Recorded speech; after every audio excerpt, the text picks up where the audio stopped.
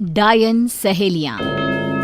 रिया, प्रिया और स्नेहा तीनों बचपन की पक्की सहेलियां हैं। पढ़ाई पूरी करने के बाद वो तीनों एक साथ एक ही कंपनी में जॉब ज्वाइन करती हैं और जोधपुर के लिए निकलती है।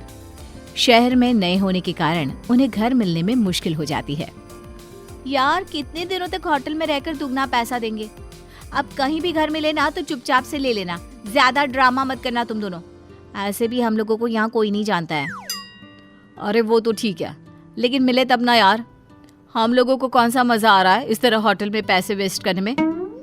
तभी स्नेहा को कॉल आता है। एक घर रेंट पर है, आप लोग देखना चाहते हैं तो अभी आ सकते हैं। हाँ, हम तुरंत आ रहे हैं। तीनों ब्रोकर के पास जाती हैं और घर उन लोगों को पसंद भी आ जाता है। ये फाइनल कर दीजिए, हमें ये पसंद है। ओके, आप लोग कल से ही यहाँ शिफ्ट हो सकते हैं। तीनों सहेलियां उस घर में रेंट पर रहने लगती हैं। सब कुछ अच्छा चल रहा होता है। फिर एक रोज रात में उनके घर पर कुछ लोग घुस आते हैं और लूटपाट करने लगते हैं। रिया के रोकने पर उसे जान से मार देते हैं। प्रिया और स्नेहा मदद के लिए लोगों को आवाज लगाती है, लेकिन उसकी कोई नहीं सुनता। बचाओ, कोई मदद करो हमारी। रिया की तरह हम दोनों भी ना मारे जाए। तू भाग, मैं इनको रोकती हूँ। नहीं, मैं तुम्हें छोड़कर नहीं जाऊंगी। मेरी बात मान प्रिया। गुंडे उन दोनों के साथ जबरदस्ती करने लगते हैं और प्रिया जैसे तैसे भाग निकलती है। गुंडे स्नेहा को भी मार देते हैं और सब कुछ लूटकर फरार हो जाते हैं। अगली सुबह जब प्रिया वापस घर आती है तो लाशें देखकर खूब रोती है। मैं तुम दोनों की मौत को यूं खाली नहीं जाने दूंगी।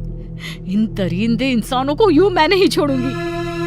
प्रिया काले जादू की विद्या का सहारा लेती है और उन दोनों की लाशों को उसी घर के एक कमरे में बंद कर देती है और अपने काले जादू से उन दोनों की आत्मा को जागृत कर उन्हें डायन बना देती है और खुद भी डायन बन जाती है। वहां के आसपास के लोगों को लगता है कि तीनों मारी गई है। उनकी मौत के बाद से ही वो घर यूं ही पड़ा रहता है।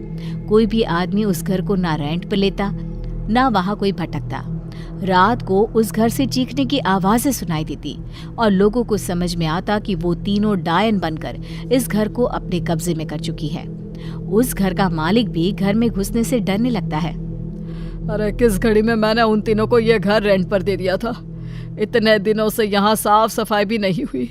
क्या करूँ अब मैं? प्रदीप अपना दिमाग चलाता है और एक गरीब नौकर को बहला फुसला कर कहता है, अगर तुम इस घर की सफाई अच्छे से कर दोगे ना तो मैं तुम्हें 3 गुने पैसे दूंगा। वैसे अभी दिवाली भी आ रही है, तेरा भी काम हो जाएगा। लेकिन साहब, मैंने सुना है वहाँ डायनों ने अपना घर बना रखा है। अरे यह सब अफवाह है। देख ले, तेरे पास खाने के लिए पैसे तक नहीं है। मुझे क्या है, इतने पैसे में तो कोई भी काम कर देगा। नहीं साहब, मैं करता हूँ, अब चिंता मत कीजिए। नौकर घर के अंदर चला जाता है और पूरे दिन साफ सफाई करने के बाद बुरी तरह थक जाता है। साहब ठीक ही कह रहे थे, यहाँ कोई डायन वायन नहीं है। चलो यहीं सो जाता हूँ, कल सुबह चला जाऊंगा।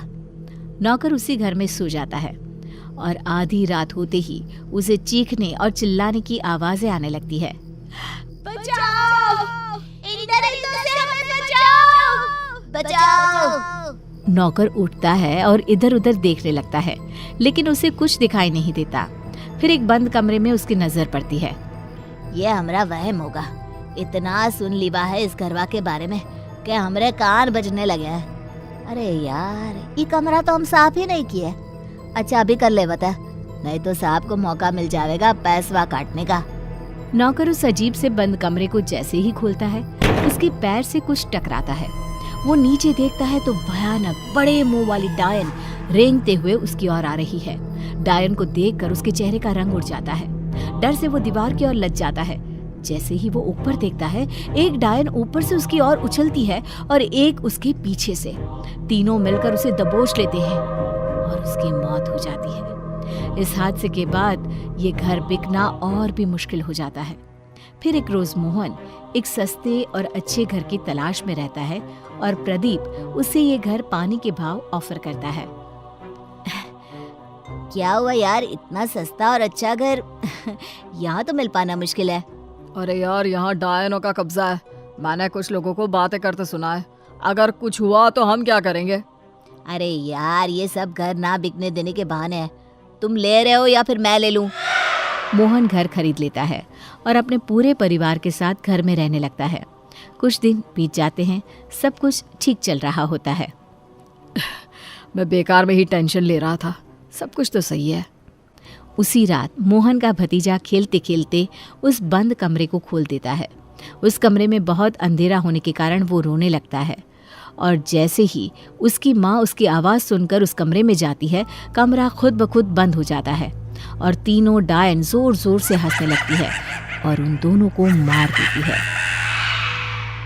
डायनों की आवाज़ें घर में गूंजने लगती है। शकुंतला आवाज़ें सुनकर इधर उधर घूमने लगती है और उस कमरे को खोल देती है। अपने पोते और बहू की लाश को देखकर शकुंतला की चीख निकल जाती है। तीनों डायन घर में घूमने लगती है। बेटा पहले ही मर गया है, अब उसकी आखिरी निशानी भी चली गई। अरे डायनो, मुझे मार देती, मेरे पोते और बहू को तो छोड़ देती।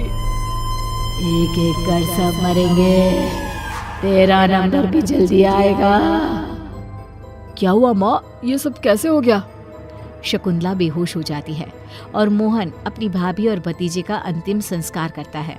तभी उसे वो सब कुछ याद आने लगता है जो उसने लोगों से सुना था। कहीं ये सब उन डायनों का किया हुआ तो नहीं है? मोहन रोता हुआ वापस घर लौटता है और देखता है कि तीनों डायनें उसकी माँ को घेरे हवा में घूम रही है और उसके पिता की लाश जमीन पर पड़ी है। इस घर में जो भी आएगा वो अपनी जान से जाएगा। तुम लोग भी हमें लूटने आए थे, अब मार के घाट उतर गए ना। अरे पापीनो, इन बेकसूरों ने तेरा क्या बिगाड़ा है? मैंने लिया था ना ये घर, खा ले मुझे। मेरा परिवार क्यों वीरान कर गई? प्रिया डायन मोहन की ओर घूमती है। उसे देखकर मोहन के होश उड़ जाते हैं। प्रिया, तुम ये सब क्यों कर रही हो? मुझसे कोई शिकायत थी तो मुझसे कहती, मेरे पूरे घर को क्यों मार दिया तुमने? मोहन को रोता देख प्रिया अपने असली रूप में आ जाती है और रोते हुए अपने साथ बनी सारी बातें उसे बता देती है। मोहन, मुझे पता नहीं था कि ये तुम्हारे परिवार के लोग हैं। उन दरिंदों की वजह से मैं डायन बनने के लिए मजबूर हो गई और अब मैं तुम्हारे लायक भी नहीं रही। तुम चिंता मत करो प्रिया, तुम तीनों को न्याय मैं दिलवाऊंगा। मोहन उन गुंडों का पता लगवाकर उन्हें उम्र कैद की सजा दिलवा देता है।